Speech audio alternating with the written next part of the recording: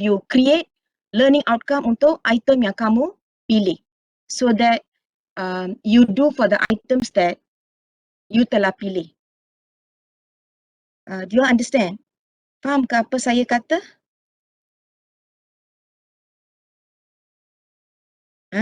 And that is the one that I put dalam WhatsApp anda kalau tak silap saya pada 25 hari bulan April.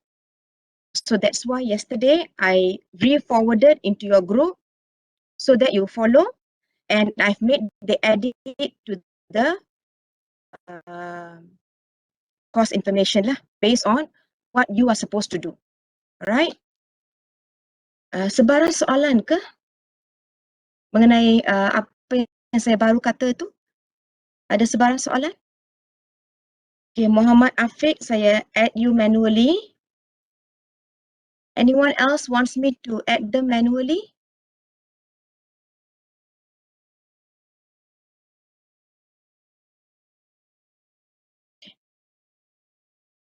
Right.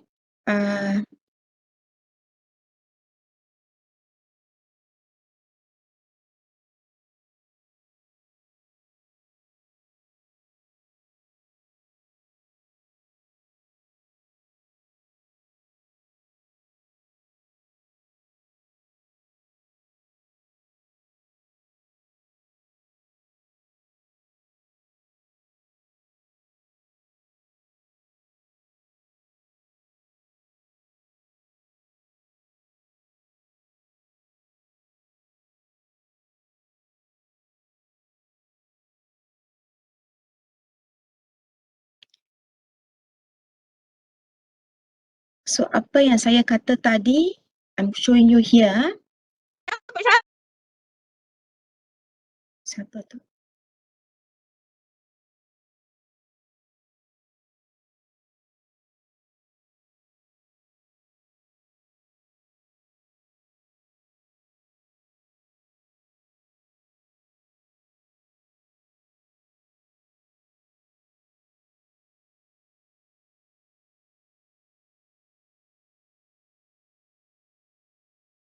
Okay, so this is the one that I shared with you the other day. Okay, look at number 2 one. This is the one that I shared with you the other day. And this is the one that I put in the group WhatsApp. So, anda akan buat yang inilah. Yang 1, 2 semua sama. Only the number ini saja yang berbeza. And don't ingat kena buat banyak benda. Actually not banyak benda. Sini I wrote number 1.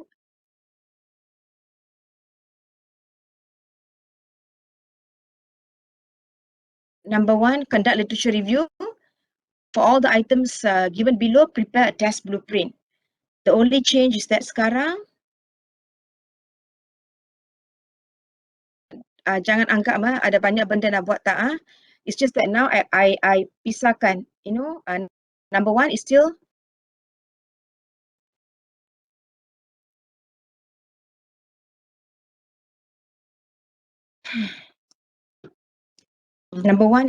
nampak ke conduct literature review and distracted analysis, semua number 1 exactly the same. It's just that number 2 I pecahkan kepada select 3 items, and then number 2 I put select 3 items. Number 3 I kata for each item that you selected, write a CLO. So that's why it looks like extra one. Actually not extra one. I just pecahkan satu ayat menjadi 2 ayat. Because number 2 is select 3 items. Are you all clear? Boleh? Boleh ya? Okay, right. Alright, now with that said, hari ini kita akan masuk kepada basic stats in education, di mana kita akan melihat benda-benda yang anda telah pun buat dalam modern maths ataupun even AdMaths di tingkatan 4-5 semasa anda bersekolah, iaitu mencari sukatan, serakan, memusat dengan sukatan,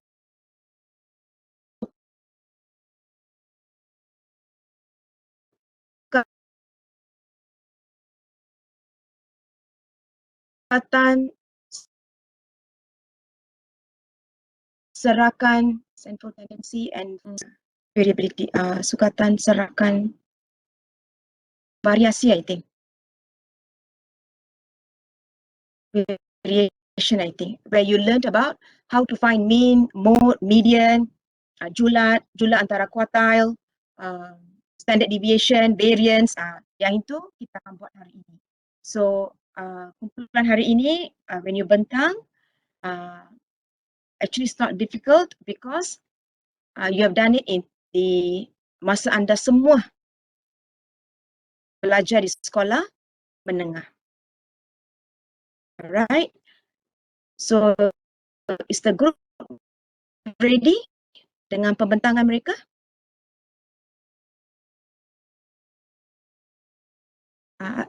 Can you all hear me? Yes, Doctor. Okay, right. So are you all ready with your presentation? Okay, wait, Doctor. Okay, so please present. Now it's 11:39.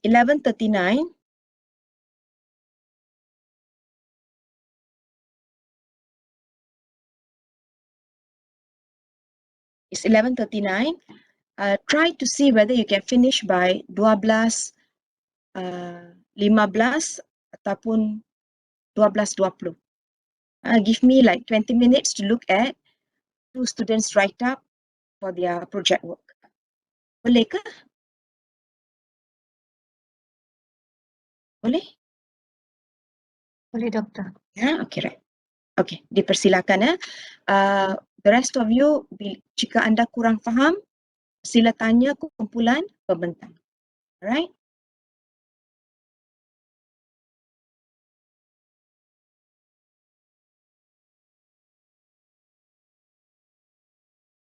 Alright, Assalamualaikum warahmatullahi wabarakatuh. Selamat pagi dan selamat sejahtera semua. Jadi, I hope that everyone doing well. Stay safe and stay healthy wherever you are. So for today, we are going to look at a new topic for today, which is basic statistic education, asas statistik dalam pendidikan. So next slide. Ahli kumpulan terdiri daripada 4 orang, Nur Fahada binti Hartini, saya sendiri, Muhammad Adli bin Muhammad Asri, Muhammad Syamil bin Azhar, Nur Hashimah binti Mahdi. Alright, next. First of all, bila sebut tentang statistik ini, it's used in a lot of various fields, macam healthcare, and even sports pun digunakan statistik. But today we are only focusing on the basic statistic in education since we are future educators.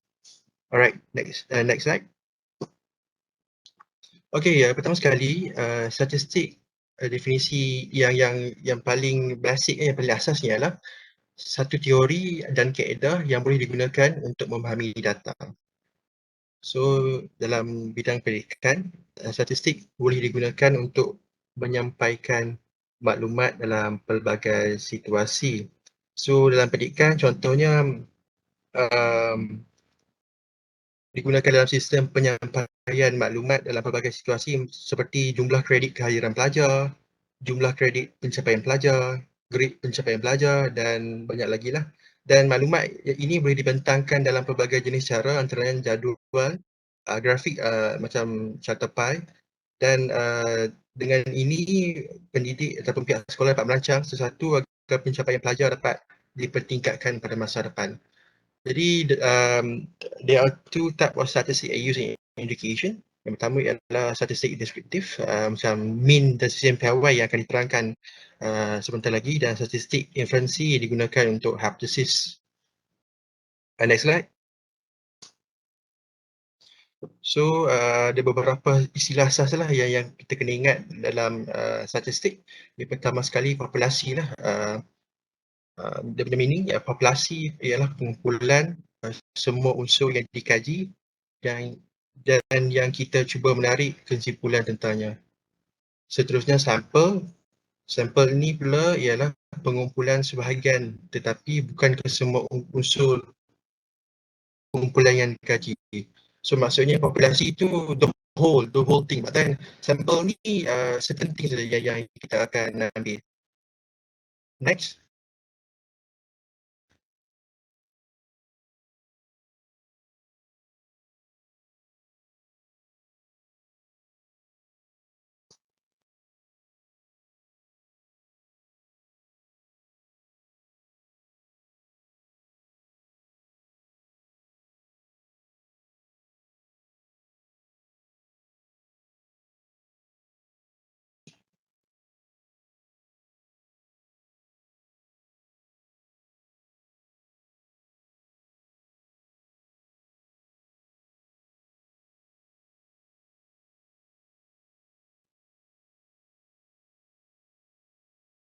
What happened, yeah? Can you all hear me? Am I disconnected or what? No, I'm not disconnected. Doktor, sorry doktor, tadi hang. Oh, okay, right. Okay, sorry doktor, sorry.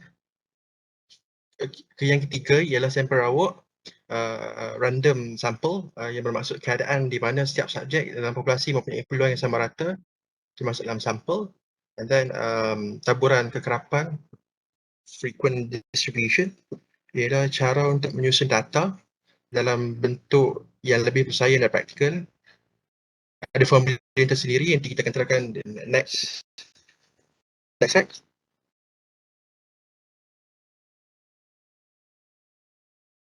Okey, ini contoh taburan kekerapan ataupun frequency distribution. So kotak di atas tu ialah markah ataupun skor yang pelajar dapat. So setiap markah tu mewakili satu individu lah. So jumlah semuanya ialah 38 kalau dalam kotak tu. Jadi kita terjemahkan dalam bentuk gundalan. Gundalan tu bermaksud berapa ramai sebenarnya yang dapat markah yang didapati pelajar. So let's say dalam contoh tu 29, hanya satu, so we put 1 lah. So berapa ramai yang dapat, frekuensinya ialah seorang saja. So kekerapannya ataupun F-nya 1. Tu contoh taburan kekerapan. Next. Okay, data pula. Data merupakan pengumpulan sebarang jumlah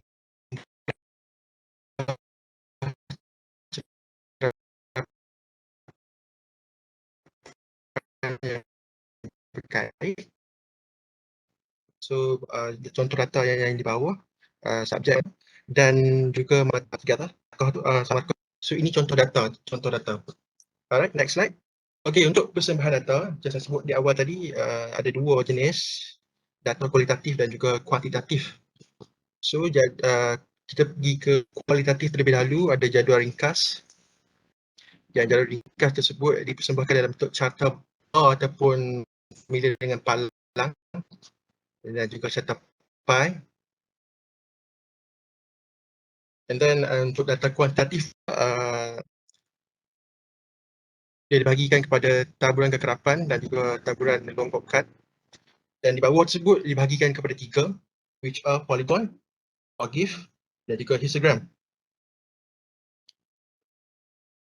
Okey, carta palang merupakan perwakilan data dengan menggunakan jalur mencancang ataupun mengufuk. Label setiap jalur adalah sama dan tinggi atau panjang jalur berkadaran dengan kekerapan maklumat yang diberi. So bawahnya contoh Februari dan juga Januari bilangan kereta. Next.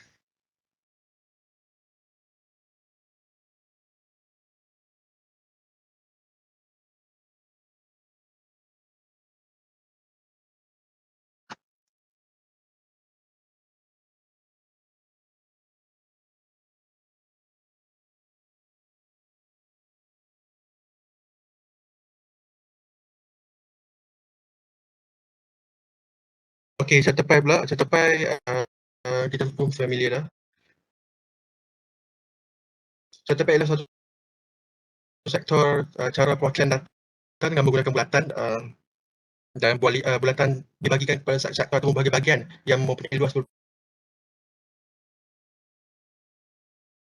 berbeza mengikut kuantiti yang diwakili. Contoh yang rajah di bawah. So normally kita akan buat bahagian tu dengan warna berbeza lah, to make sure that we are able to differentiate the sector. So bawah tu Melo, Melia, Kenanga, Melati dan sebagainya. So dengan percentage yang kita dapat dalam bulan tersebut, kita juga dapat bilangan dia, iaitu altogether 40 students. Alright, next.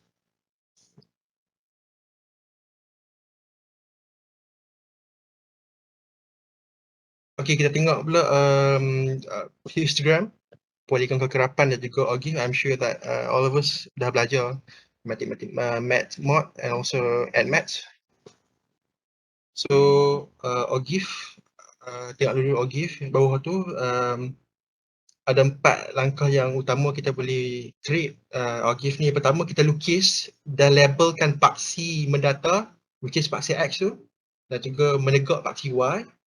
And then langkah kedua, kita ambil kekerapan longgokan sepanjang paksi Y tu, which is paksi menegak lah, dan sempadan kelas atas pada paksi X, which is paksi mendata.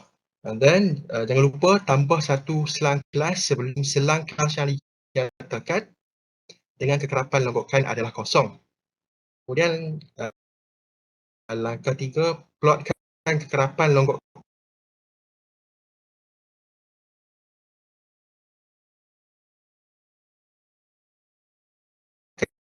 terhadap had setiap kelas atas.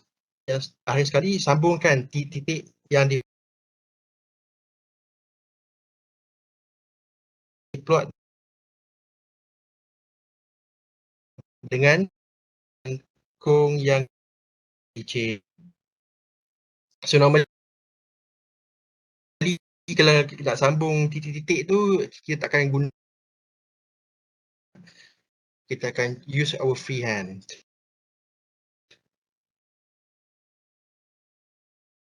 Okay, seterusnya kita pergi pula kepada, okay, saya serahkan kepada kawan saya, Nurfahana. Okey, Assalamualaikum semua. Terdapat tentu yang rasa memperihalkan data secara deskriptif. Seperti yang Adeli bentangkan tadi, saya ingin menjelaskan dengan lebih lanjut lah apa maksud statistik deskriptif. Statistik deskriptif ni sebenarnya meringkaskan atau menerangkan ciri-ciri set data, dan statistik deskriptif ini terdiri daripada 2 kategori asas ukuran, iaitu ukuran kecenderungan memusat dan ukuran keboleubahan atau sebaran. Jadi terdapat beberapa jenis statistik deskriptif utama, iaitu ukuran kekerapan, ukuran kecenderungan pusat,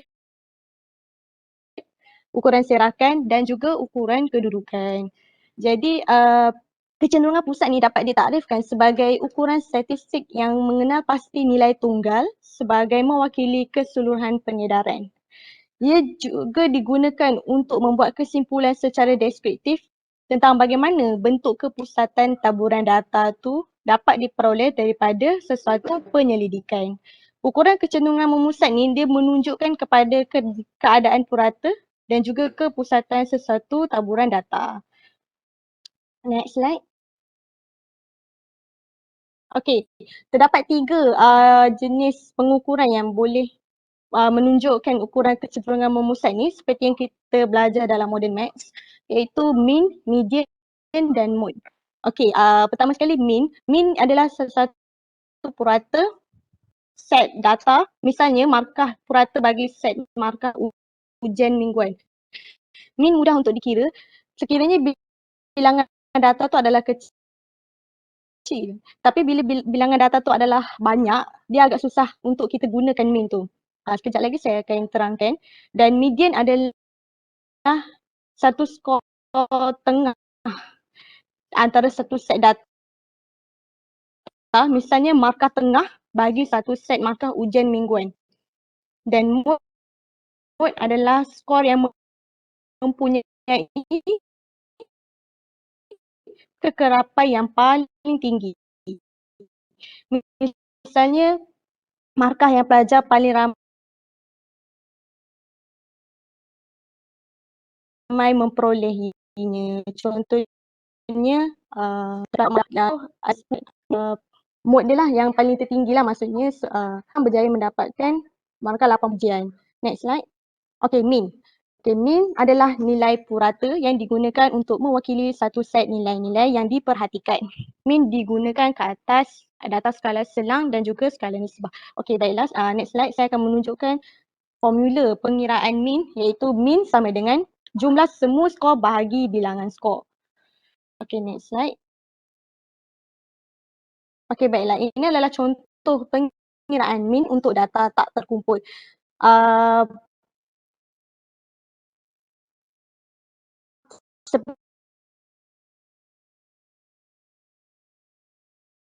Seperti yang tertera dalam slide sekarang,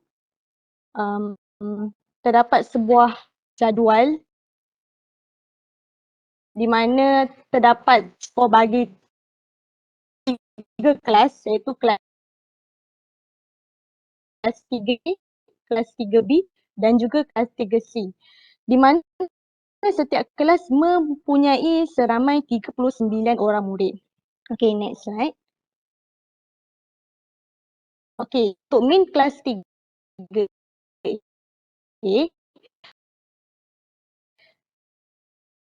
macam mana untuk dapatkan min untuk kelas 3? Guru perlu menjumlahkan semua perlu menjumlahkan semua skor pelajar 4/62 dengan bermaksud 39 orang pelajar yang berada dalam kelas tu bahagi dan akhirnya mendapat 68.58. Untuk kelas sama juga apa yang berlaku pada kelas 3B dan juga 3C. Guru perlu menjumlahkan semua markah dan juga guru perlu menjumlahkan semua markah dan bahagikan dengan jumlah pelajar yang ada dalam kelas tersebut. Okay, next. Okay, ini adalah ringkasan pengiraan min bagi data tak terkumpul tadi, iaitu guru mengira setiap skor untuk menghuraikan periksa bagi setiap kelas. Untuk mengira skor min, perlu menjumlahkannya dengan bilangan markah dalam kelas tersebut cakap tadi. Okay, berdasarkan skor yang telah dikira, guru dapat membuat kesimpulan secara purata bahawa prestasi kelas 3A adalah prestasi yang paling baik, prestasi kelas 3B adalah sederhana dan juga prestasi kelas 3C yang paling lemah. Okay, Kenapa ya membuat interpretasi seperti itu? Kenapa? Kerana markah kelas, pergi previous slide balik. Kerana min kelas 3A adalah yang paling tinggi, iaitu dapat 68.58 berbanding dengan kelas 3B dan kelas 3C. Jadi saya membuat interpretasi bahawa min kelas A mendapat markah yang paling tinggi antara ketiga-tiga kelas ini. Kelas 3A mempunyai purata markah, bukan Purata markah, markah. purata markah. Purata. Min is purata. Agree, ya?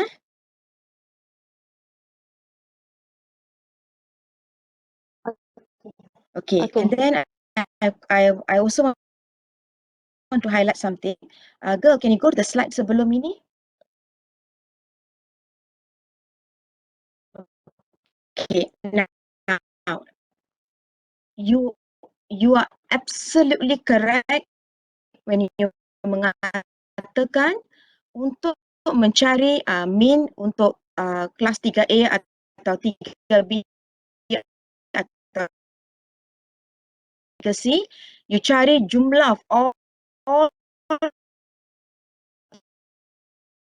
statistik bahagi dengan bilangan that should be 9 orang pelajar lah, 39 sets of data. Betul kan ke? Okay. Betul, Tetapi I think all of you have also done this in your modern maths last time. We can even kumpulkan this data 2 kali. So we can put 54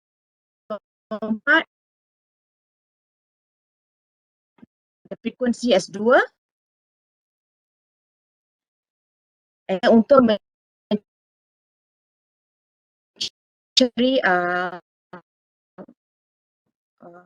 min, kita kata 54 kali 2 instead of saying 54 tambah 54. 24.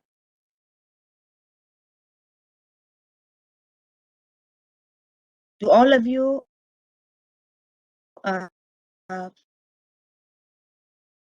faham ke apa yang saya katakan?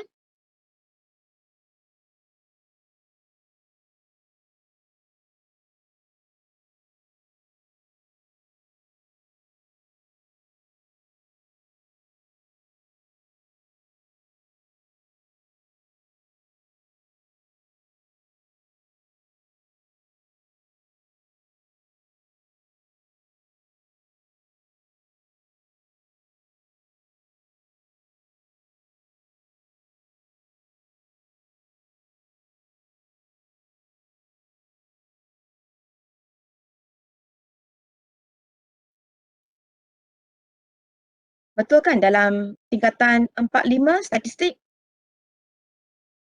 buat benda itu kan?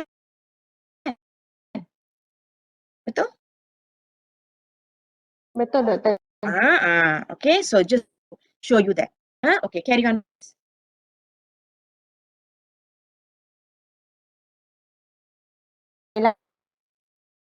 Sambung dengan pengenai data yang terkumpul. Okey, dalam jadual yang tertera di slide,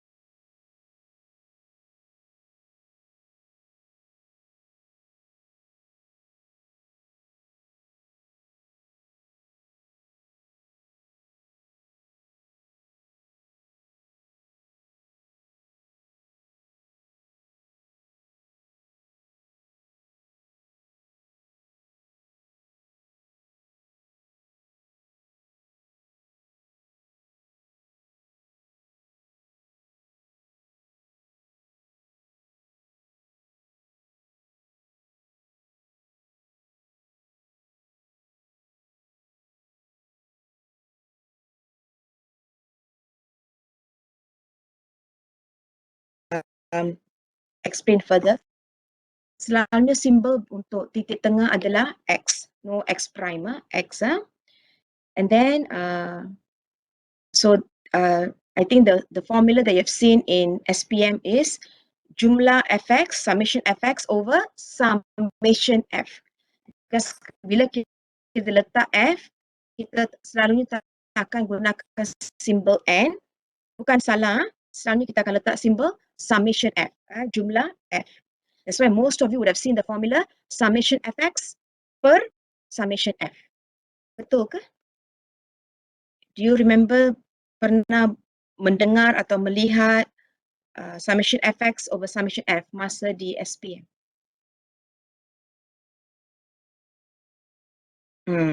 Okay, the rest of you pernah ke? Yes, so nothing wrong, nothing wrong in putting n, nothing wrong. Tapi kalau boleh keluarkan the x prime. I risau pelajar akan keliru sebab ini dah melibatkan banyak simbol. Mungkin keluarkan the x prime. Boleh ke? Symbol untuk mean can be x bar. There's a line on top of the x.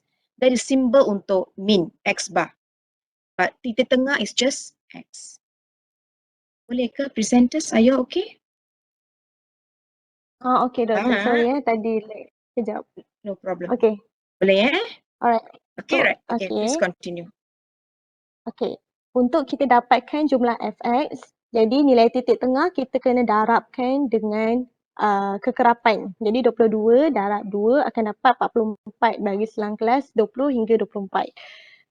The same goes to yang bawah tu 15, selang kelas bagi 15 hingga 19, di mana 17 kita darabkan dengan 4, jadi kita dapat 68. Bawah untuk 10 hingga 14, kita 12 darab dengan 5 equal to 60. Selangkah 5 hingga 9, 7 darab 3 akan dapat 21. 0 hingga 4, kita darabkan 2 dengan 2 iaitu 4. Jadi kita totalkan fx tu dapatlah 197. Jadi untuk mengira mean bagi data terkumpul, kita akan fx kita akan sum of fx kita akan bahagikan dengan n, iaitu 16 tu, iaitu 197 kita akan bahagikan dengan 16. Jadi kita akan dapat 12.3. Itu adalah purata markah untuk contoh data terkumpul yang terdekat. Okey, seterusnya saya akan berikan kepada ahli kumpulan saya yang seterusnya untuk menerangkan median dan mode. Terima kasih.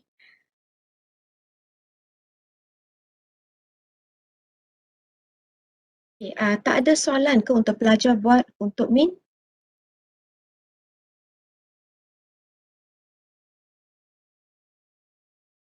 Tak ada soalan ke untuk pelajar buat?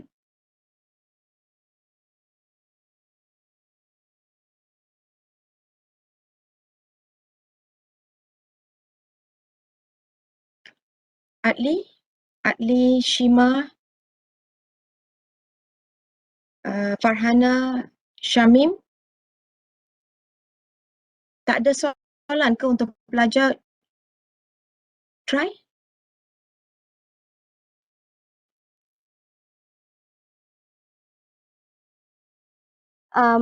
Baiklah, saya akan tanyakan soalan. Okey, berkenaan dengan apa formula bagi pengiraan mean. Adakah volunteer yang nak jawab soalan tu? Seperti tadi saya dah terangkan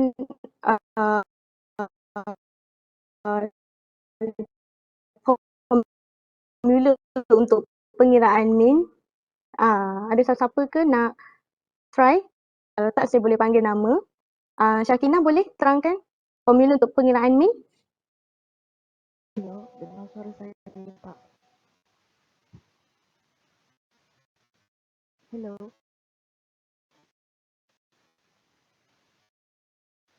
Hello. Hello, Syakina. Dengar suara saya tak dengan jelas?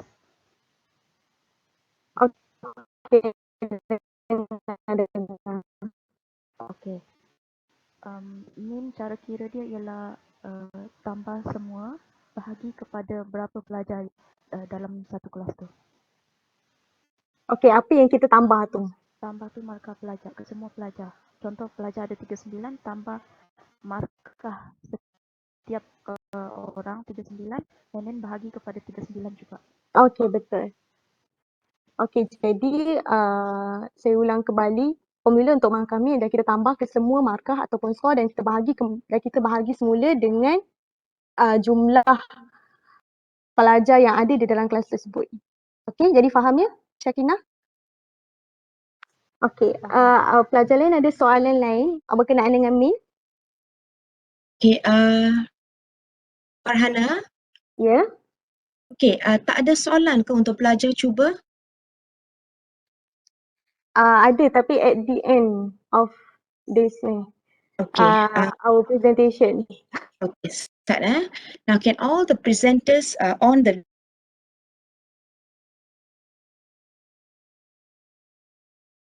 video for a while, ya? Okay, now to all of you yang 55 pelajar di sini yang akan bakal menjadi guru. Bakal menjadi guru. Now always remember, next year I think probably anda semua akan masuk practicum. Alright? So always remember when you are teaching, after you have taught a concept, you have to bagi, you kena ukur pelajar faham ke tidak. You understand? Bukan ajar semua, akhir sekali tanya. This is the kesilapan that most people make masa praktikum. Faham ke? Masa praktikum lagi membahayakan. Why? Because they are younger children. You guru. You telah pun mengambil status ataupun peranan sebagai seorang guru, you mengajar anak murid you. You know what I mean? You faham apa saya kata? Yang itu always remember, you have to, after you ajar one concept, kena bagi contoh atau latihan untuk pelajar buat ataupun aktiviti untuk pelajar buat. Alright? What you are doing here bukan that dangerous because all of you undergrad, your friends are also undergrad. So no big deal.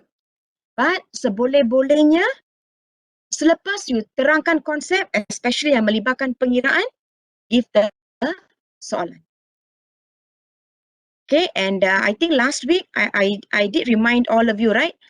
Selepas terangkan, bagi soalan. I did say that, right? Because I think last week the same reason was given by kumpulan yang buat item analysis. When I asked them, adakah sebarang soalan untuk mengira, item discrimination or P? I think if I'm mistaken, Hashwini answered and said ada di akhir pembentangan. Do you all recall? Masih ingat? So at that point also I did say that as soon as you bentang, you bagi soalan. So is it okay if I request all of you, walaupun you telah siapkan soalan you di akhir, is it okay if you pergi belakang sikit, show the soalan bagi pelajar buat sebelum pergi kepada median? Boleh ke? Is it okay? Okay, Doktor. Boleh ya, supaya apa-apa yang mereka kurang faham, you boleh tangkap and terangkan semula sebelum you gerak kepada pengiraan yang seterusnya. Alright, boleh? Adli, are you okay? Can hear? Okay. Shamim, okay, Shamim? Okay, Doktor. Yeah, okay, good. Shima, okay? Okay, good. Alright, please carry on.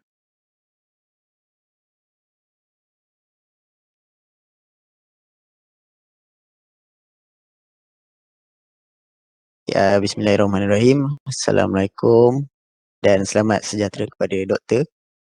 Jadi, saya akan meneruskan penerangan tentang median. Okay, 1 minute Jadi, Shamim, seperti yang kata tadi, oh ya, latihan let do mean first before you go to median. Ini very excited to Doktor. bentang ni, budak ni.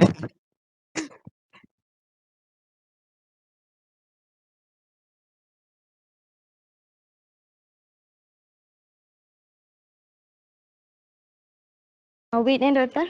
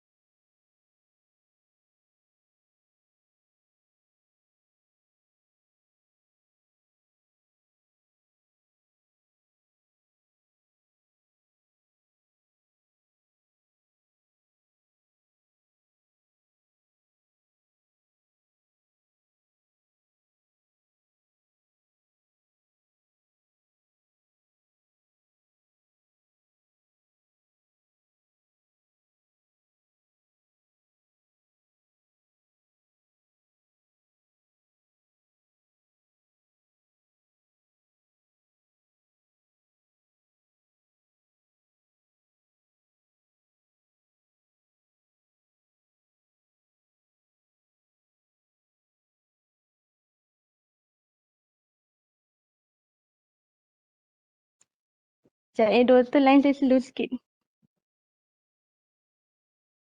No worries, no worries. Alright.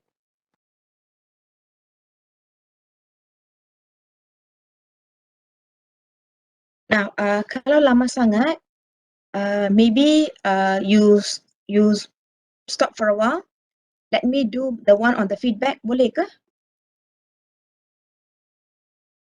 Or if it's too long.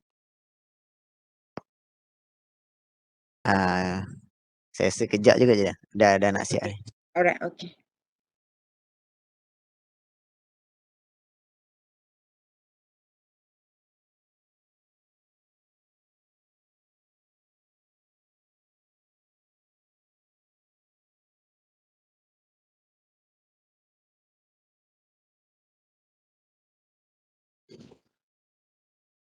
Because kat mana, slide mana ada soalan I tak nampak. If not, I can share.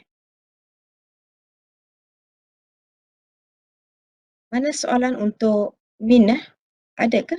Okay, kejap. Slide Shima mana? boleh share balik screen? Ada tak? Sudah dah, Doktor. Tak ada. Kalau tak, I can share because I'm opening the PowerPoint. I mean, I have the PowerPoint opened. So I can share. Okay, wait. Okay, Shima. Pergi ke selepas sebelum masuk median tu.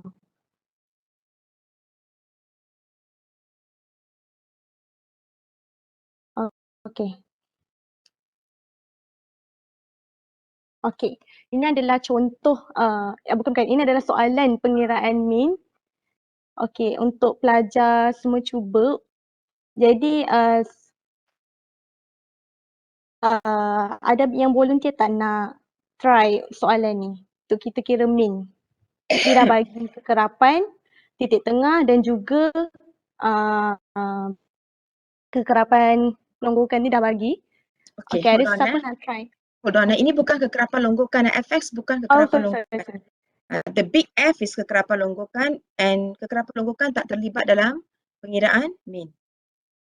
Actually, Alright, by right, kalau boleh, you just give score dengan kekerapan, let the students kira titik tengah dengan FX, but never mind, it's okay,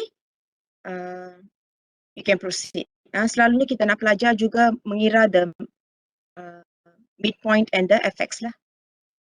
Alright. Sorry. Okay, ada siapa nak try untuk kira min bagi soalan ni?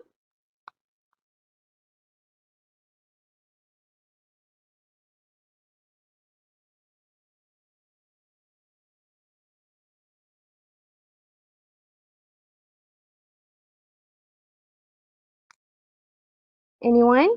Kalau tak, saya panggil nama ya. Aini Atirah ada tak?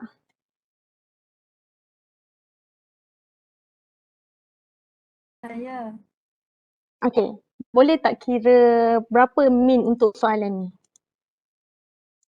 Sekejap.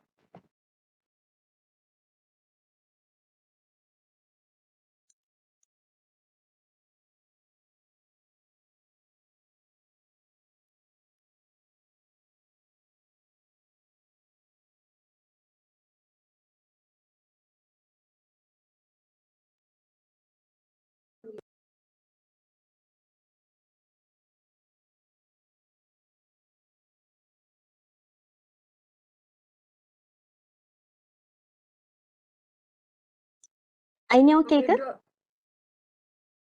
22.9. Yes, apa dia? Oh, okay. Ya, betul. 22.9. Okay, jawapannya adalah 22.9 jawapan min dia. Okay, Shima boleh tak share balik slide ni? Okay, okay, betul. Jawapannya adalah 22.9. Macam mana kita dapatkan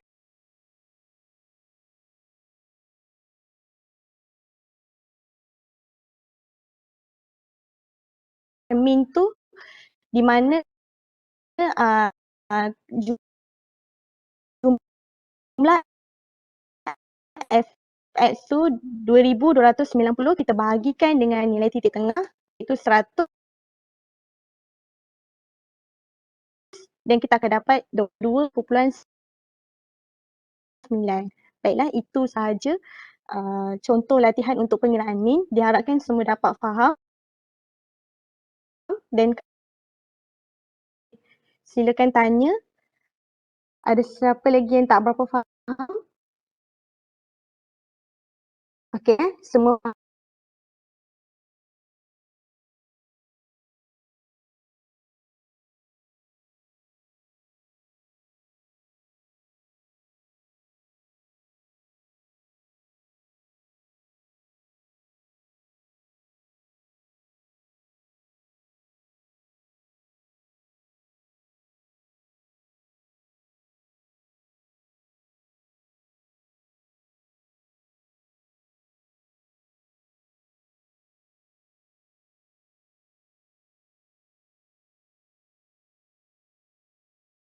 nisbah ni. Okey, jom kita tengok. Next slide. Data nominal ni maksudnya skala yang dianggap paling mudah dan mempunyai ketepatan yang paling rendah. Skala ni mengkategorikan pemboleh ubah berdasarkan persamaan dan seterusnya memberikan nama kepada pemboleh ubah berkenaan. Maksudnya data nominal ni kita boleh skala dia tu ataupun nilai dia tu kita boleh buat pemboleh ubah. Kita boleh nampak dengan jelas lah. Contohnya macam jantina, bangsa, warna, macam tu. Next. Data ordinal pula skala yang memberikan nilai pemeringkatan atau pangkat. Data ordinal ni kita boleh nampak dalam markah, contoh macam markah ada grade A, B, C ataupun cemerlang, kurang cemerlang macam tu. Kalau ketinggian ada yang sentimeter atau tinggi, rendah. Next. Data selar pula pemeringkatan dan juga mempunyai perbezaan bagi setiap unit selar yang sama nilai. Okey, maksudnya kat sini kita boleh tengok contoh dia yang dekat sebelah tu ada gambar orang tu. P1, P2 tu adalah pelajar 1, pelajar 2, pelajar 3 dan pelajar 4. Jadi keempat-empat pelajar ni dia ada markah masing-masing. Pelajar 1 ada markah 90, pelajar 2 75, pelajar 3 60, pelajar 4 tu 45. Jadi bila pelajar 1 dengan pelajar 2 ni kita tolakkan untuk cari perbezaan markah mereka dan akan dapat 15. Macam tu juga dengan pelajar 3 dan pelajar 4. Kita tolakkan dapatkan perbezaan nilai tu. Jadi kita akan dapat 15 dan 15 tu adalah sama. Mereka punya perbezaan tu adalah sama iaitu 15. Dan 15 ni adalah dipanggil data selar. Next.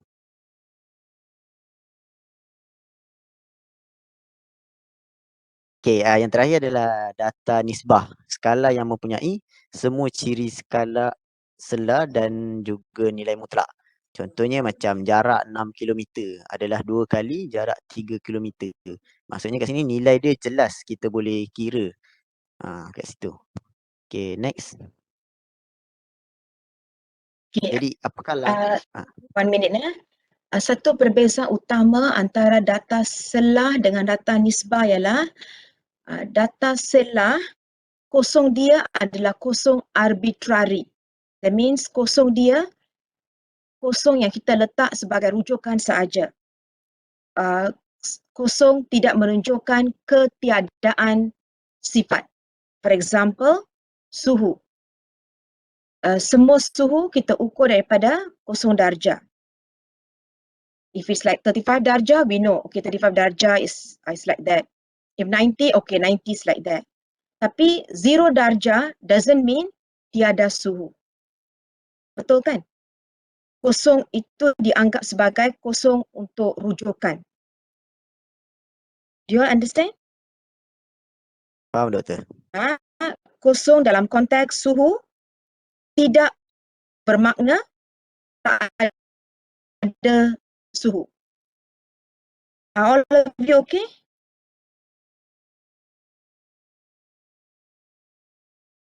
Boleh Okay. But dalam data nisbah, sifar itu ialah sifar itu adalah nilai mutlak.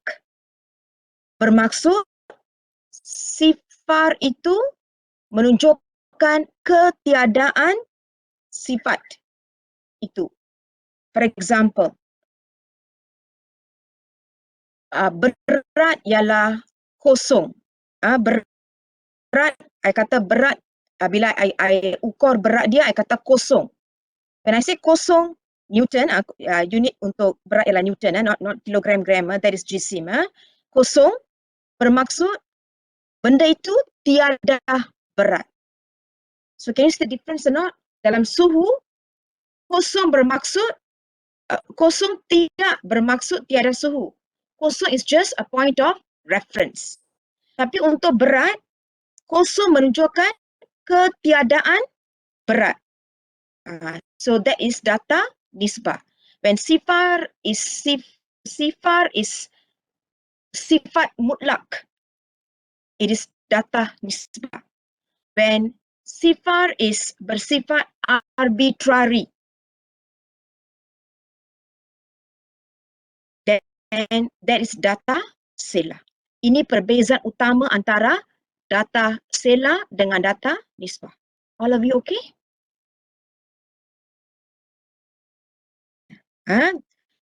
Anyone kurang okay? Yeah, okay. By right, the presenters should talk about this 4 jenis data sebelum memulakan pembentangan ini. Because most of the time, seperti Syamin, I think kata,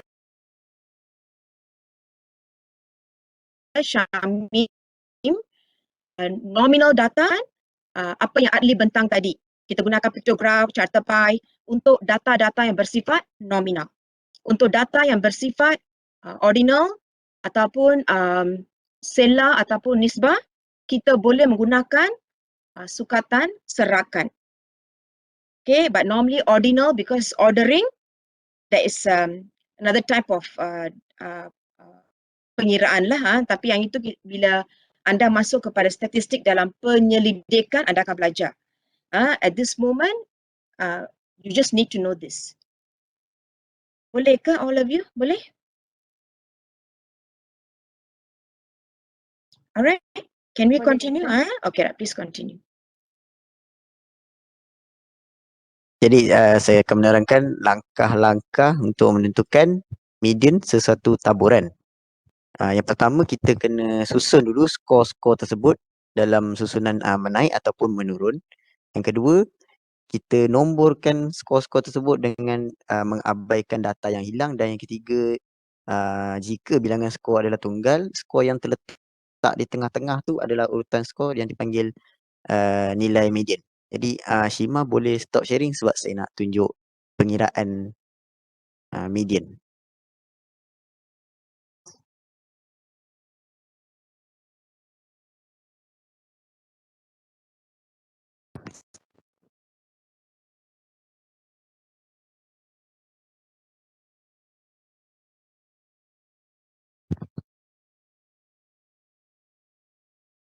Jadi cara pengiraan median yang macam saya terangkan tadi, pertama, jadi kita dapat nilai yang contoh macam ni, data macam ni, dia tak tersusun. Okay, kita boleh nampak kat sini data ni tak tersusun. Jadi langkah pertama kita adalah kita kena susun dulu data tersebut dalam kedudukan menaik ataupun menurun.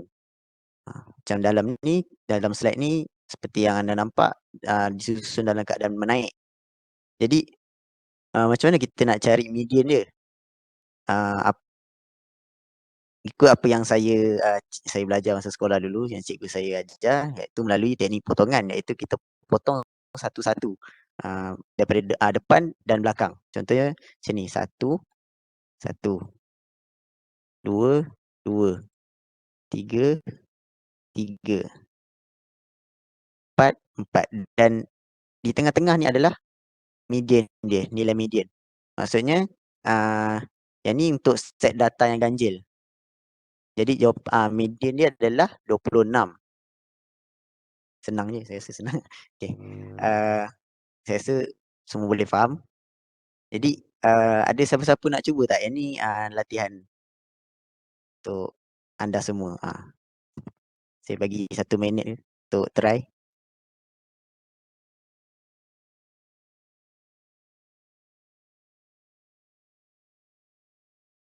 Ada wakil nak cuba ke atau saya panggil nama nanti?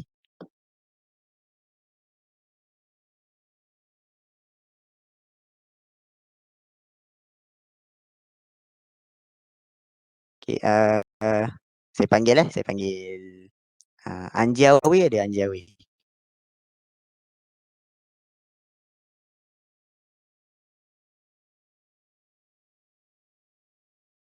Anjiawi ada? Tak ada? Ada, tak ada, tak ada.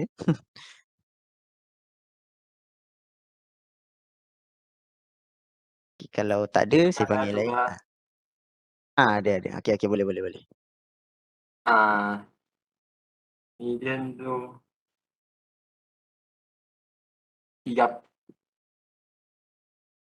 Kalau 20. susunan kita kena susun dulu dalam kedudukan yang menaik ataupun menurun. Agak berapa dia punya susunan itu jawapan itu?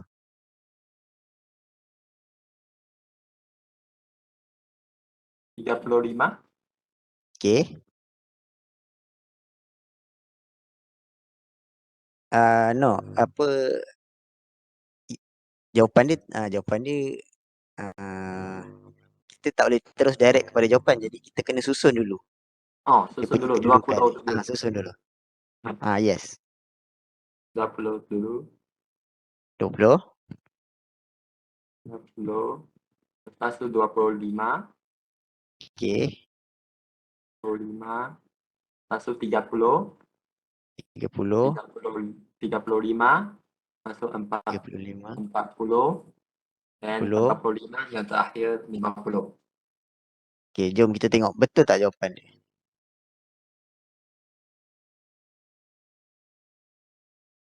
Okey, betul, maknanya jawapan dia ikut susunan menaik betul lah. Jadi melalui teknik potongan tadi kita boleh dapatkan nilai tengah dia iaitu 35. Okey. Okey. Terima kasih Kang Chin. Okey, thank you. Okey, jadi kita nak kira pula untuk set data yang genap. Okey. Diberikan data yang macam ni, yang tak tersusun seperti biasa. Kita kena susun dulu dalam kedudukan menaik ataupun menurun. Dan set data genap ni dia berbeza dengan set data ganjil. Yang mana ganjil akhir sekali kita akan dapat satu jawapan. Tapi kalau data genap ni kita akan dapat dua median di tengah-tengah.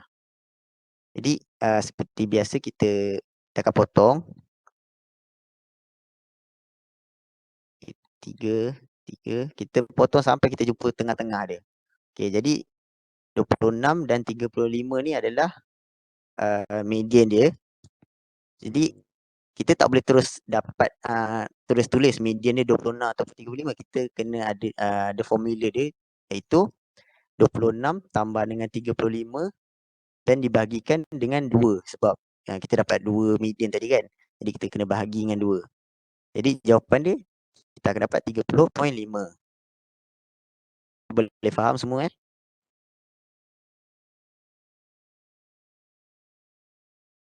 Jadi saya ada latihan juga untuk set data genap ni. Okey, ni dia punya data. Jadi ada siapa-siapa wakil yang nak cuba jawab. Kalau tak ada saya boleh panggil nama lagi.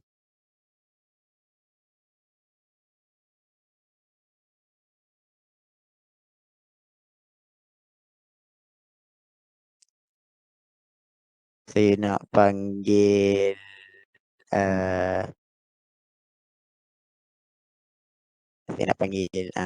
Izzati Khairi ada Izzati Khairi.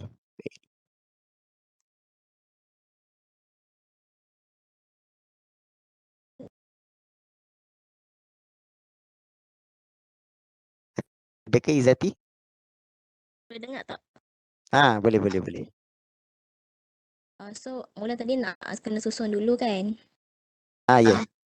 Start pada 20, sekejap.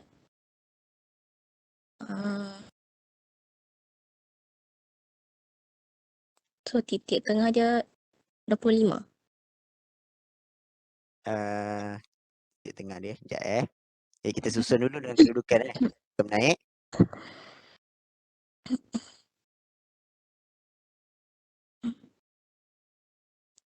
Mak tak itu jawapan.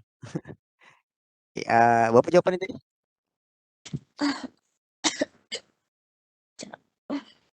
Macam tak sihat.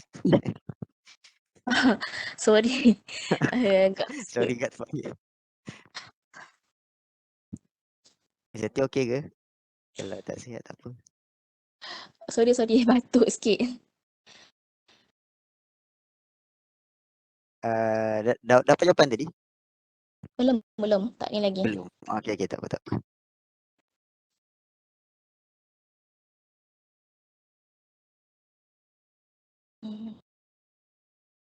Kita potong. Okey. Ni median dia. Saya dah bagi ni median dia. Sekejap sekejap.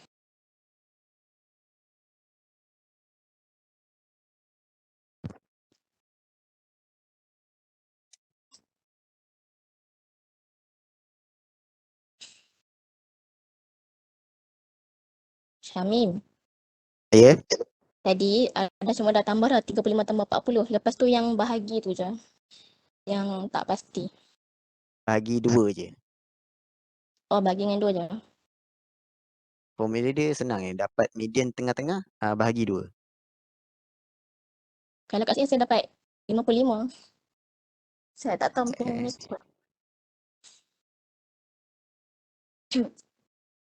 Jawapan dia 37.5. Oh, 35. Okey. Okey. Tapi Izzati faham kan cara pengiraan dia? Faham. I think Izzati, you tersalah guna handphone ke calculator? Handphone ke? Handphone.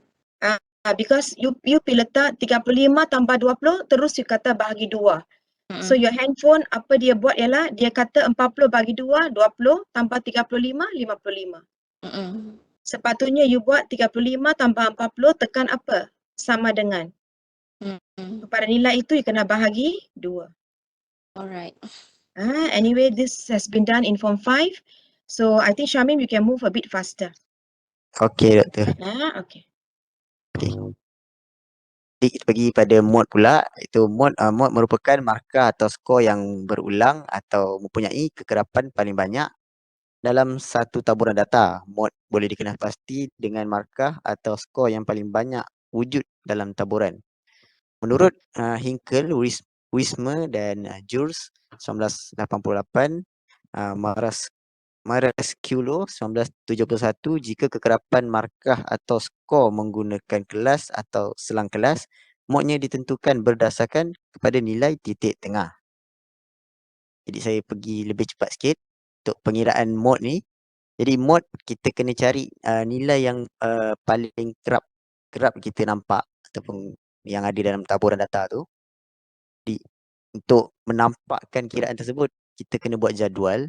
Okey, jadi ada satu dalam taburan data tu, 2 ada 1 juga, 3 kita nampak sini ada 4, jadi ada 4 hanya ada 2 dan 5 ada 1. Jadi jawapan kepada mod ni kita boleh nampak iaitu 3. 3 merupakan mod bagi data tersebut kerana ianya merupakan nombor yang kerap berulang iaitu sebanyak 4 kali. Jadi untuk yang seterusnya ni adalah sama juga kita kena buat jadual. Di mana kita susun 20 ni ada 2, 30 pun ada 2, 40 pun ada 2. Jadi berapa nilai mod dia? Jadi jawapan dia adalah tiada mod bagi data tersebut kerana kekerapan ulangan nombor adalah sama. Kita boleh nampak kat sini kekerapan dia semua sama. Jadi kita tak boleh nak bagi jawapan yang 20 ni mod dia ataupun 30 ni mod dia, sebab nilai kekerapan dia semua sama. Dan yang kalau taburan data yang macam ni pula kita susun. Okey, jadi kita nampak kat sini ada 2 data yang mempunyai kekerapan yang tinggi dan sama juga nilai dia. Okey. Jadi jawapan dia adalah 30 dan 50 merupakan mod bagi data tersebut kerana ianya merupakan nombor yang paling kerap berulang iaitu sebanyak 3 kali. Jadi saya rasa semua faham Saya rasa semua faham, senang.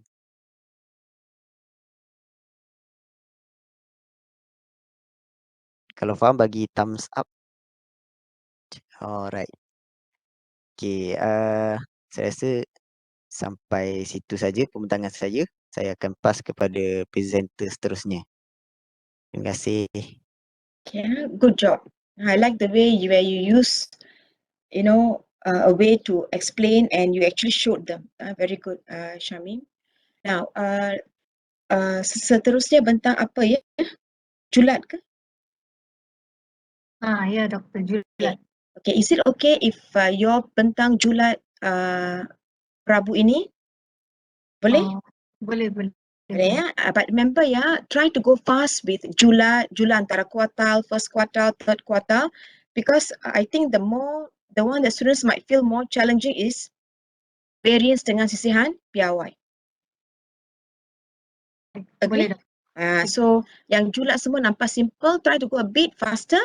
The mean, the variance and SD, remember ya, again I ulang, pastikan you beri definisi, penjelasan, and then bagaimana you buat interpretasi. Don't just say SD ialah 4. What does SD 4 mean? Itu penting. Then bagi contoh, make sure ada latihan untuk pelajar buat. Boleh? Boleh Doktor. Yeah, okay, right.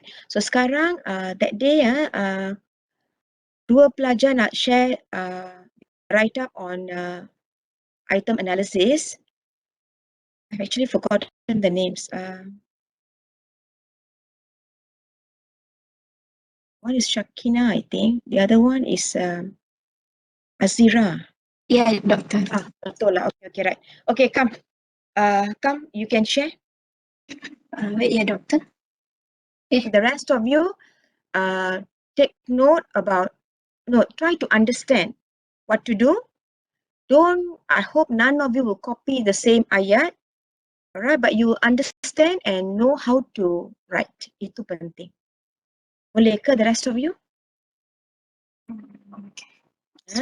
Okay, now, after these two students have presented today, actually all of you can start doing your project work. Now, I would like to check at least 1 or 2 students' actual project work. Full. Alright? Full, the whole thing. The one that yang I letak on WhatsApp. Number 1, number 2, number 3, 1 to 7, I think. Alright? I won't mark, but I want to give feedback on, the organization, how you did it, things like that. Anybody, but this one you can take some time because you need to be, it involves a bit more of writing. Okay, so anybody wants to volunteer to show their project work? Seorang pun cukup dah. Doktor saya lah doktor. Siapa saya itu siapa ya? Shakina, tapi untuk hari ini saya cuma dapat 1 sahaja. No, Shakina, untuk hari ini memang 1 saja, item analysis. But before you all vigorously start doing your project work, I would like to check one person's project work. Hari ini minggu ini minggu yang ke-11 kan? Minggu depan minggu yang ke-12. Maybe next Wednesday. I think next Wednesday cukup masa kot to have a draft project work. Cukup masa ke untuk draft project work? Atau you nak anjak lagi kepada minggu yang ke-13,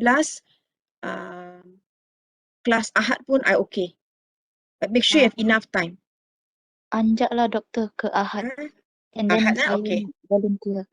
Okay, minggu yang ke-13 Ahad, Shakina. Anyone else besides Shakina? Because Shakina has a chance to present today. Anyone else nak ke peluang ini? If nobody take it up, I'll give to Shakina lah. Okay, Heshni, alright. Heshni, 1 person. And then okay lah Shakina, 2 orang. Heshni dengan Shakina. Anyone else? Anyone else?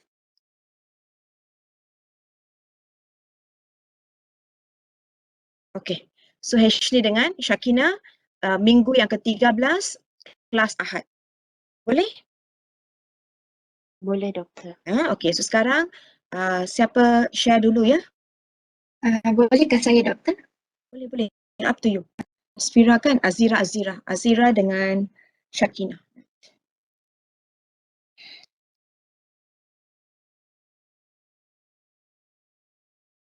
Alright. Untuk hari ini saya pilih item yang nombor 3 iaitu rajaf di bawah menunjukkan sejenis alat, dan ini adalah soalan dia. Alat ini membantu mengatasi had keupayaan dan jawapan. 1 minute. Okay, so masa you buat project work pun, Azira, can you go up atas sikit? Pastikan you letak item 3. Put the item. Kalau you boleh letak item dalam satu box besar, lagi cantik. Supaya orang nampak the item dalam satu box. And then turun bawah sikit ke. And then you letak you punya jadual. Then Azira, actually tak perlu letak nombor 1, kira P, jelaskan, tak perlu. Okay. But then I can see you wrote that because you want to understand. Yeah. So it's okay. Tapi masa you buat project work, you boleh delete kan, kira 1, jelaskan. Okay. Ya, okay, right. Sayang, can you go up atas sikit? 11/18. Okay, right. Go down. Okay. Go down. Okay. Right.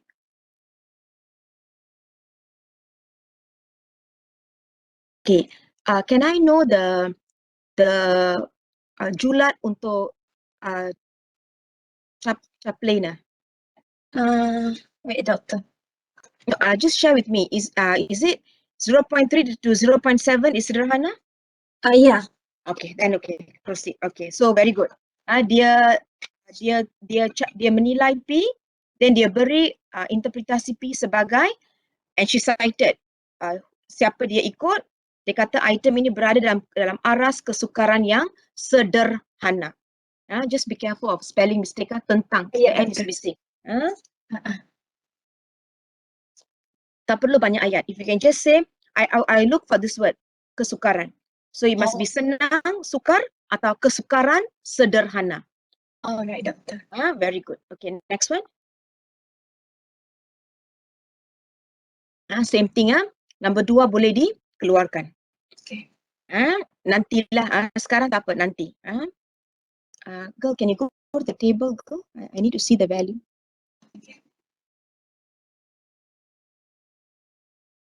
Okay. So it's 1/9. Alright. Okay. So all your final answers pastikan dalam bentuk nombor perpuluhan, bukan pecahan ya. Okay. So you used able.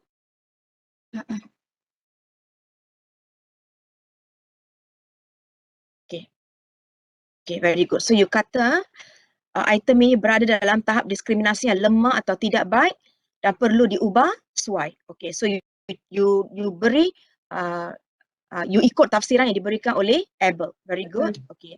Now we go to analysis distractor. So in the actual write-up, no need to put 3 dot analysis distractor. Just delete, start with the next paragraph. Okay. Yeah. Okay.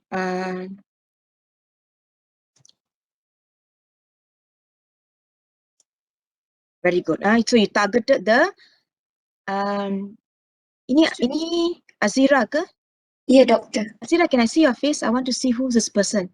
So well done. Very Nampak good. ke, doctor? Nampak. Very good. Very good, Azira. Very good. Very good. First you targeted the jumlah untuk jawapan. Then you lihat bilangan untuk kebolehan tinggi dengan kebolehan rendah. Very good. Then you went to the distractor and you actually wrote about apakah distractor di sini, iaitu you kata since D is jawapan, A, B, C adalah distractor. Very good. Kebanyakan distractor, very good. So you kata sepintas lalu semua distractor dipilih lebih oleh pelajar berkebolehan rendah. Very good.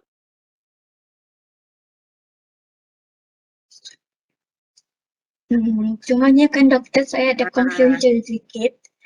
Okay, 1 minute Azira. Sorry, Azira ya. Azira, can you go to the jadual?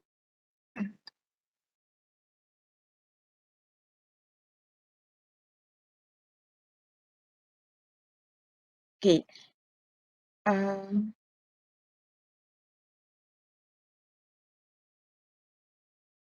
Okay, so you kata A, B, C adalah distractor yang berfungsi lah. According to you, A, B, C adalah distractor yang berfungsi. Betul kan? Just let you know, Azira, what you wrote, 100% I will accept. Okay. Betul-betul betul lah. Tapi we see whenever we give our interpretation, there are certain things that kadang-kadang akan menarik perhatian kita. Okay, and benda-benda seperti itu kita akan nyatakan juga. For example, dalam distractor A, you are right. Pelajar berkebolehan rendah lebih memilih berbanding dengan pelajar berkebolehan tinggi. Very good. Namun, you see the zero there, right? Yeah. So if I were you, I'll just mention, walaupun tiada pelajar dalam kumpulan berkebolehan tinggi memilih distractor A, tetapi masih ada seorang pelajar yang memilih distractor A. Masih ada pelajar berkebolehan rendah yang memilih distractor A.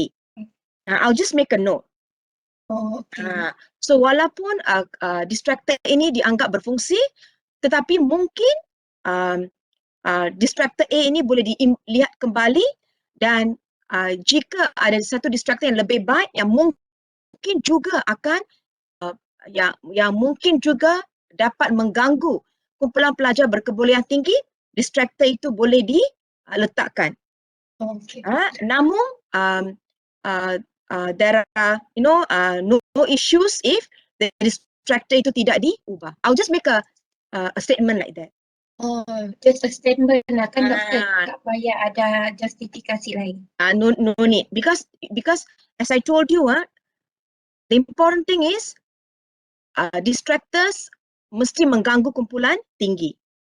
So 01 is like no big deal, but you can still make a statement saying that because no one in kumpulan tinggi memilih, maybe you would like to look back and ask yourself, could there be a better distractor? But this does not mean a distractor itu bad, tau. Tak. 01 masih menunjukkan distractor yang baik. Tapi kadang-kala these things is like macam signal, tau, untuk kita pergi tengok, if only I had put that distractor, that would have been better, man. It will tell us these things. So I would just highlight. But kalau you dapat 10, itu siren merah, bahaya. Itu you terus you akan kata distractor itu perlu diubah. Bukan tidak berfungsi, tau. Distractor itu perlu diubah. Because you want to know what made that distractor tidak dipilih oleh kumpulan rendah tetapi dipilih oleh kumpulan tinggi. Boleh? Boleh, doktor. Okay. Now, even if you leave it like this, I will still accept it. I'm telling you that. Okay, good. Go to analysis item. Again, nombor 4 tak perlu. Okay.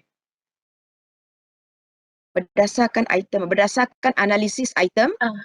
Analisis, if you can type, you type sekarang. Berdasarkan analisis item perlu dimurnikan hari ini kerana sederhana.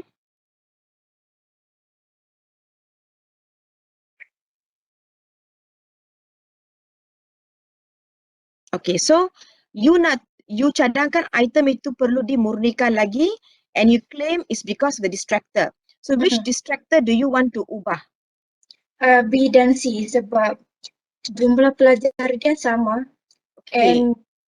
Okay. Which one you think is more perlu ditukar? A ke B ke C? Kalau saya B, sebab dia ada 4 pelajar yang memilih distractor. Okay. Pergi kepada jadual Azira.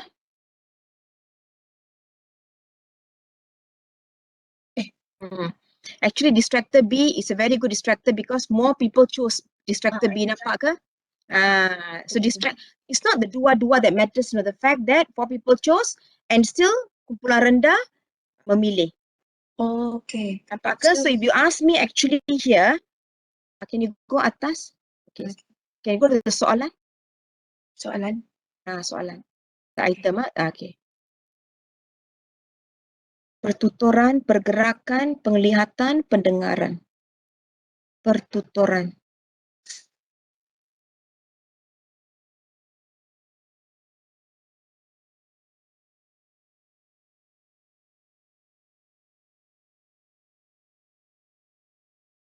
Okay, you see ya.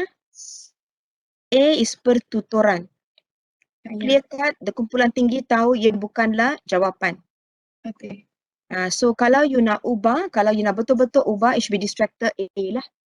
Kalau you nak ubah. Oh. Kalau lah you cadangkan nak ubah, because you see ya, all other distractors are managed to distract both groups. Oh. Except student yang betul-betul terror, one look they know, ini tak boleh pertuturan lah, they know already. So if you can suggest a better distractor, you suggest. Maksudnya distractor tu saya pilih jawapan selain daripada pertuturan itulah. So kalau you boleh cadangkan satu distractor yang you rasa kemungkinan besar akan juga mengganggu kumpulan tinggi, you cadangkan. Itu saja. Okay, doktor. Boleh Boleh, doktor. Because as teachers, kadang-kala we need to have that skill. Boleh? Ya, doktor, analisis item saya ni perlu kena ubah lagi lah kan, doktor? No, bukan perlu ubah. Because your write-up is beautiful. In the sense that you telah kata perlu dimurnikan and you bagi sebab. And I think the main sebab is because the pekali diskriminasi adalah rendah. Not exactly because of the P. Because diskriminasi menunjukkan, pekali diskriminasi menunjukkan ia adalah rendah. Okay. Okay, and from your analysis diskriminasi, analysis distractor, you dapati bahawa there's one distractor walaupun berjaya mengganggu pelajar berkebolehan rendah, tapi hanya satu dan tiada di kumpulan tinggi. So you are suggesting that you must add distractor mana you nak cadangkan untuk diubah. In this case, you beri cadangan distractor A, tapi tak ditulis. And then you cadangkan you nak ubah distractor A itu kepada apa. Itu saja. So you're being more specific lah. You telah pun buat keputusan bahawa distractor perlu diubah. So be a bit more specific by suggesting which distractor you want to ubah and why. Which distractor you want to ubah and apa distractor baru itu. Kiranya doktor semua apa yang justifikasi macam doktor cakap tadi kita kasih masuk dalam analisis item. Justifikasi itu macam doktor cakap tadi, distractor A tu apa yang perlu diubah adalah di bahagian analisis item, bukan dekat distractor. No, your distractor is correct. Your distractor is absolutely correct. Your P, your D, your distractor semua betul. Tapi di bahagian di mana you kata item perlu dimurnikan lagi, nampak ke? Okay. Sekarang you membuat satu keputusan mengenai quality item itu. Okay. So you kata item itu perlu dimurnikan. And then you bagi sebab-sebab kenapa item itu perlu dimurnikan. Very good. But I don't agree of the P lah. P sederhana doesn't mean item itu perlu dimurnikan. It's okay to have item yang kesukaran sederhana. It's okay. Tapi the diskriminasi here is lemah. That is one sebab. And the analysis distractor menunjukkan distractor A hanya seorang saja yang dipilih. So kalau because you kata perlu dimurnikan, I rasa you perlu murnikan di tahap distractor kan? So you perlu nyatakan distractor mana you nak ubah dan ubah kepada distractor apa dan kenapa you rasa this distractor akan berfungsi lebih baik. Okay, doktor. So you just tambah kat mana tau? Nampak ke ayat di bawah? Oleh itu guru perlu memeriksa semula berbanding pelajar berkebolehan tinggi. Nampak ke? So mungkin you kata guru perlu memeriksa semula distractor A. And then you continue by kata distractor A mungkin boleh diubah kepada whatever. Alright, doktor. And then beri sebab kenapa you rasa distractor whatever itu lebih sesuai. Okay. Boleh? Doktor. Boleh, doktor. Overall, well done, beautiful. Okay. So remember, when you talk about the quality of the item, you must definitely state whether the item is bagus, simpan, perlu dimurnikan, atau buang. Untuk ketiga-tiga ini kena bagi sebab. Okay. And then kalau you kata ubah macam mana dan kenapa you nak buat perubahan itu. Alright. So here you'll say, kenapa sayang, you can type sayang, guru perlu memeriksa semula distractor A. Distractor A.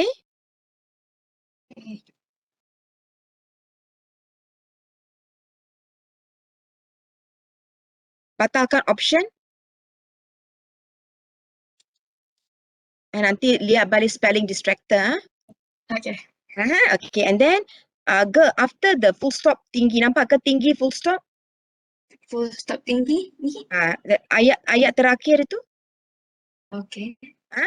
Okay, you letak sini, beri sebab kenapa distractor baru A ini sesuai, lebih sesuai. Ini you nyatakanlah.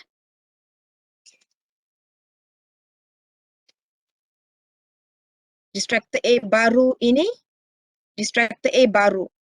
It means the new distractor yang you cadangkan itu sesuai, lebih sesuai. Lebih, okay. Okay, can you see it? Put your cursor before beri. Put your cursor before beri. Nyatakan distractor A baru. You must state the new distractor and then beri sebab kenapa that fella is lebih sesuai. Nyatakan distractor A baru. Full stop. Full stop. Full stop. So buat dua benda ini. Okay. Boleh. Very good. Azira, very good. Okay, doktor.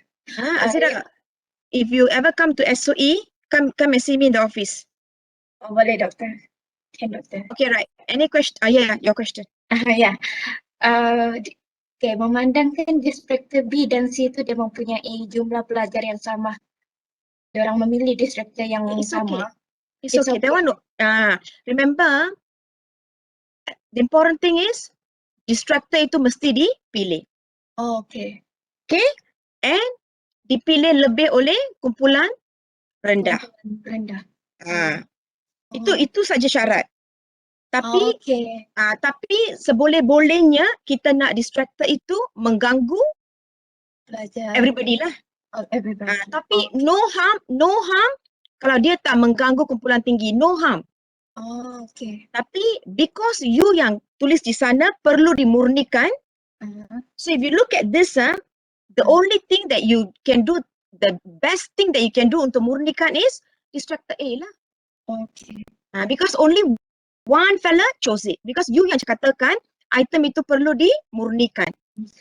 Okay. So when you kata makanan ini perlu diubah suai, you mesti nyatakan nak buat pengubahsuaian apa kan? But if you ask me, adakah makanan yang sedap? If I kata sedap, I tak perlu buat pengubahsuaian. Tapi kalau rakan you kata, makanan yang tak sedap lah, so dia perlu beritahu apa yang dia akan lakukan supaya makanan itu jadi sedap.